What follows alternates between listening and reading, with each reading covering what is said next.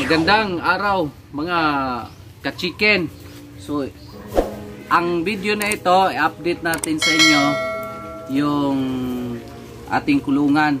So ito na ang ating kulungan, guys. Okay? Nung last video hindi pa natapos. So ngayon ito na. So pakita natin sa inyo.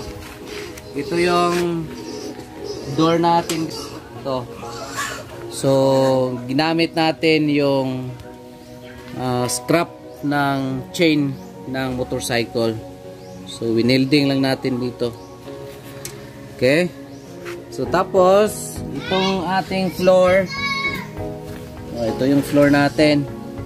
So plastic, 170 pesos per meter to. So 3 metros. So dito sa ilalim to, nylon. So nylon yung ginamit natin. So ito yung sa ilalim, para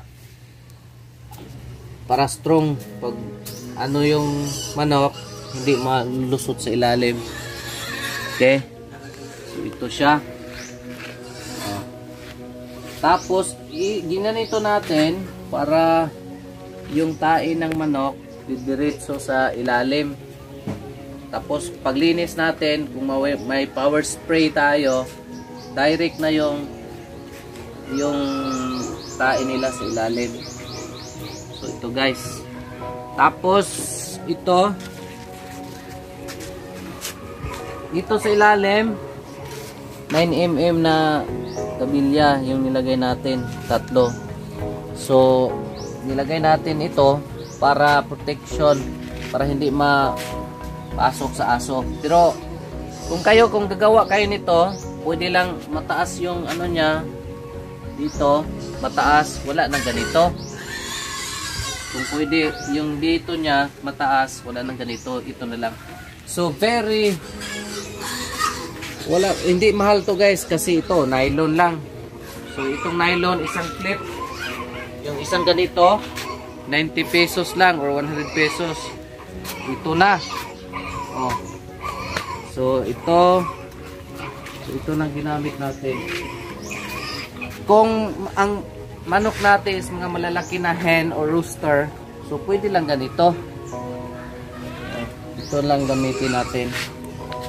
Kaso lagyan natin ito ng sisiw. So ilalagay natin ito, guys. So mayroon tayong net dito. Nabili natin to 5,000 pesos. So madami, 5,000 pesos. So ito na, ilagay natin ito dito sa gilid kasi sisiw. So 5,000 yan natin bili. Sama yun. Ito. Okay, so ginamit to sa pag-culture ng bangos. Pero binili natin kasi hindi na ginamit sa ating kaibigan. So ito, guys. Ito, Tapos ating tatapusin ito. Tuwaan natin ng ganito dito kapaligid at saka dito din. Okay, so ito yung kulungan natin na tinatawag na kulungan na madaling linisin. Bakit madaling linisin? Kasi yung tae dyan, hindi yan titira dyan. Kasi diretso yan, malalaki yung ano dito, butas. So yung tae diretso sa ilalim. Tapos kung may power spray tayo, dire-diretso lang ang pag power spray. So matanggal agad yung mga tae ng manok. Okay? So tapos maganda ito kasi madaling makita yung manok, ma-observe mo yung manok. Kasi kailangan na makikita mo yung manok. Kasi kung may sakit yung manok, makita mo siya, may sinisipon siya, madaling makita. Unlike nang mayroon kang kulungan na ganito, hindi mo makita agad na yung manok mo ay may sakit.